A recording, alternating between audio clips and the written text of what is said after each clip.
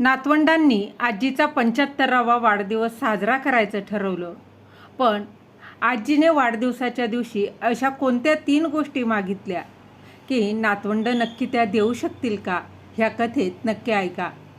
आजीची 75वी करायची ठरली आणि नातवंडांच्या डोक्यातून वेगवेगळ्या कल्पनांचा पूर वाहू लागला. 75वा वाढदिवस म्हणून 75 वस्तू द्यायचा विचार पुढे आला. पण 75 वस्तू तरी कुठल्या देणार हा यक्ष प्रश्न उभा राहिला. आजीला आपण 75 साड्या घेऊया का? एका महाविद्यालयीन नातीनं तिच्या मते उत्तम उपाय सांगितला होता. वेगवेगळ्या साड्या वेगवेगळ्या प्रसंगी नेसून मिरवायची तिला भारी हौस होती. या गिफ्टमुळे तिची झकास सोय होणार होती. ए बावळट, एवढ्या साड्या विकत घेण्याला गिफ्ट नाही म्हणत. साड्यांचं दुकान उघडण्यासाठीची ही इन्व्हेस्टमेंट म्हणता येईल. फार तर याच्या पलीकडं काहीही नाही. एकानं तिला वेड्यात काढलं.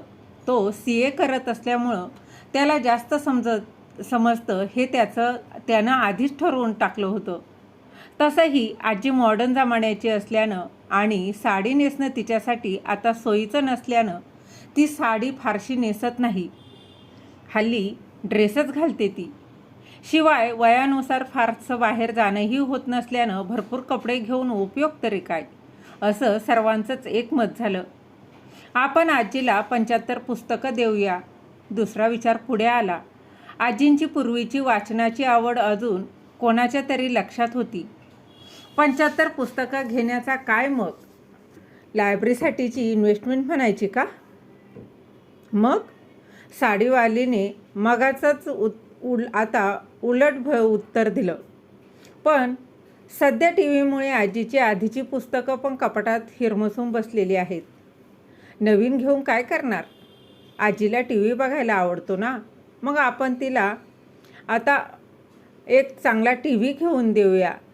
सरसकट वेगवेगळे 75 चॅनल्सही त्याला सबस्क्रायबर करून देऊया.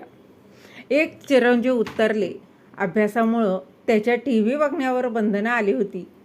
आजीच्या निमित्तानं ती दूर करता येतात हे ते बघायचा त्याचा हेतू होता. आजीलाच विचारूया तिला काय हवं होते. एकानं मांडलेला विचार सगळ्यांच्याच नातवंडांना आता पसंत पडला.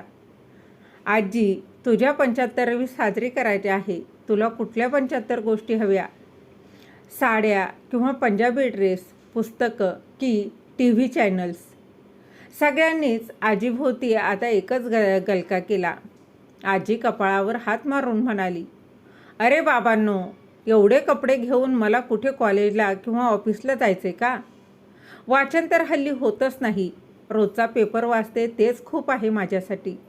आणि TVला एवढे चॅनल घेतले तरी मी बघणार तुम्हाला न आवडणाऱ्या रटाळ मालिका. त्यामुळे या सगळ्यांचा मला तसा काहीच उपयोग नाही. मग आजी, तूच सांग तुला काय पाहिजे? ते मुलांचं डोकं आता चालेनासं झालं होतं. मी सांगू? बरं. आजी पुढे म्हणाली, बघा मी सांगेन ते खूप स्वस्त, तरीही देणं अवघड आहे. जमेल तुम्हाला? हो. सगळेच एकत्रच ओरडली. तर माझ्यासाठी 3 गोष्टी करा. माझ्या आयुष्यात मोबाईल नावाची जादू म्हातारपणी आली. त्यामुळे मोबाईलमधलं मला काही अडलं आणि मी काही विचारलं तर अजिबात वैतागायचं नाही. आणि दुसरी गोष्ट म्हणजे वयामुळे मला कधी ऐकू येत नाही तर कधी विसरायलाही होतं.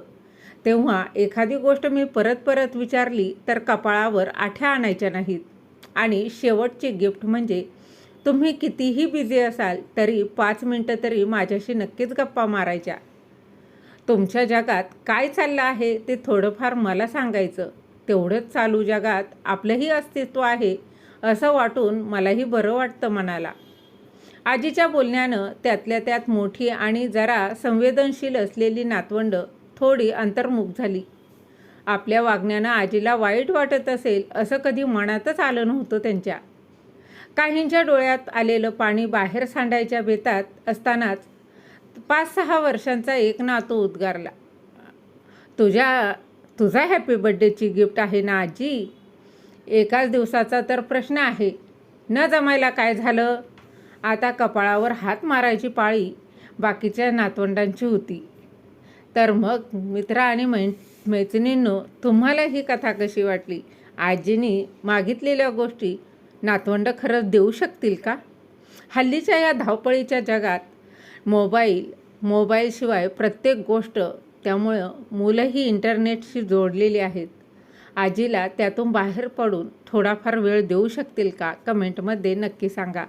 धन्यवाद.